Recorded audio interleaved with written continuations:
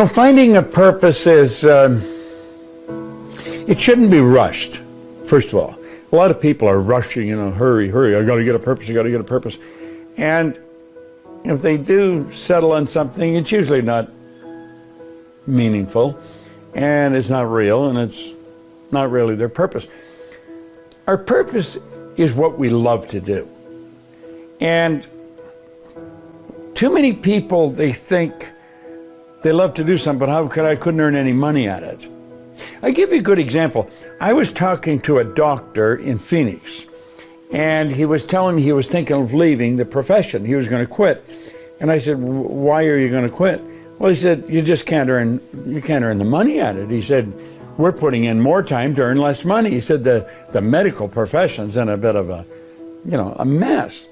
And I said, well, why did you become a doctor? Well, he said, I love it. Well, I said, why would you want to quit it? You see, I think he got the idea that you got to earn money at it. You don't have to earn money. Let's set the money aside for a moment, and that's another subject. How do you select a purpose? You find out what you love to do, and then you dedicate your life to it. Now, I'm very fortunate because I can earn a lot of money living my purpose, because my purpose is in a very profit-oriented type of service. Not everybody is. The doctor couldn't do that. But I said, if you wake up every morning and you love what you're going to do, you're a rich person. And I said, you can earn money at something else. I said, your purpose is spending your days doing what you love to do. That way you get satisfaction from how you spend your days. And we should get a lot of satisfaction from how we spend our days. And I said, you can set up multiple sources of income. You don't earn money from working. Working is the worst way to earn money. In fact, Hill put it very well, Napoleon Hill. He said, if you're one of those people who believe that hard work and honesty alone will bring riches, perish the thought is not true. He said, riches, when they come in huge quantities, are never the result of hard work. Riches come, if they come at all, in response to definite demands based upon the application of definite principles and not by chance or luck. So it's a matter of providing service. I was providing service last night when I was sleeping. Therefore, I was earning money last night when I was sleeping. Now, if you really pay attention to what you're doing and start to understand the laws governing compensation and growth, you can earn as much money while you're sleeping as you'd ever spend when you're awake. In fact, you can earn more when you're sleeping than you could spend when you're awake. So the doctor misunderstood. He thought the purpose, you had to earn money, and you don't. The purpose is something you really love to do. So I think a person would learn how to do it if they will, if they'll take the time every day for a while. They may have a little pad and like a little journal or something and a pen, and put it near their favorite chair. And every morning they're going to get up and they're going to think about creating their purpose. And they ask themselves, what do I really love doing? And they start jotting down the things they love to do. And then, how would I like to do that all day, every day? How would I like to spend my life doing that? Well, you're going to hit on something, and that's what your purpose is. Like, my purpose is to live and work in a prosperous environment that encourages productivity and pleasure, so that I can improve the service I render to my family, my company, my community,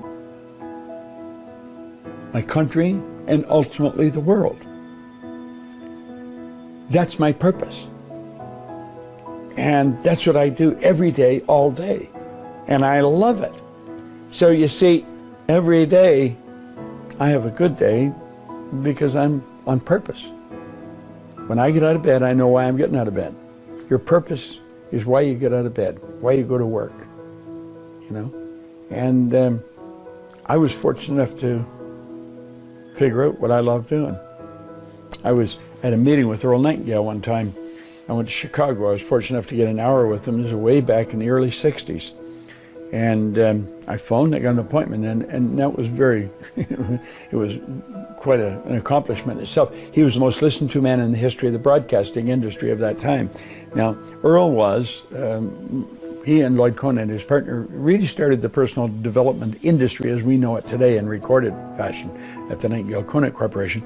And anyway, I was with him for about an hour. It was really a rich experience. I observed how his office was set up. He had a book holder on his desk, a holder that held a book open. I have a book holder on my desk, and that's why. And I asked him, I said, why do you have that book open? He says, I studied that one page for a long time. I want to get it into my mind. I want to learn to think that way. And so I picked that up from him. But when I was leaving, I said, Earl, what's the big deal in life? Like, what's the real secret of life? Well, he says, there's no secret to it. He said that the trick of life is to discover what you love to do and then make a decision that you're going to dedicate your life to it. He said the problem with most people is they never decide what they love to do. I'm going to tell you, I got so jazzed right at that moment because I knew exactly what I wanted to do. I wanted to do what he was doing, and I wanted to do it with him. And you know something? Well, 3 years later, I was his vice president of sales. I had an office right near his. I was prepared to pay them to let me work there. And I was there for 5 years. It was such a rich, rewarding experience. And it shaped the direction of my whole life. But I followed my heart. I left a business. I was earning a lot of money. I took a job, very small income, but I was prepared to pay them, let me work there. The money will come in providing service, but you got to be on purpose if you want to live a fulfilled life. Now, he taught me that. I learned it sitting there, and I've been doing it ever since. The man that gave me this book, Think and Grow Rich, he said, if you do exactly what I tell you, you can have anything you want. Well, I really didn't believe that. But I thought he believes it. And I started to do what he said. And like that, things started to happen. How is this all happening? Will you flip the screen on here for us, please? I was living in England. I was earning a lot of money, and I had absolutely no idea why I was. I was cleaning offices, but I couldn't tell you why I was doing well. I thought I was in the cleaning business. I wasn't in the cleaning business at all. I was helping cleaners set goals, figure out how to get a better car, a nicer home. And one day I asked, how did I start winning like this? And I couldn't answer it. See, I was doing well, and I didn't know why. And so I made up my mind I was going to try and figure it out. It took me 9.5 years. Different teachers that helped me get the dots to connect. And when I did, all I wanted to do was share this. Joining us now is Bob Proctor, New York Times best-selling author, lecturer, and counselor. He's been described as preaching the gospel of positive thinking and maximizing human potential. Bob Proctor is one of the greatest teachers and speakers in the field of success and personal development in history. The #1 prosperity teacher in America. You look at all the lists of great speakers in the world, and Bob's always at the very top. Bob has appeared as one of the stars in the hit movie The Secret and has helped to bring the tools and tactics of truly living a great life to the masses. He is the material. He lives it every single day. It's just who he is. His total focus is you, what your goals and aspirations are, what your dreams are.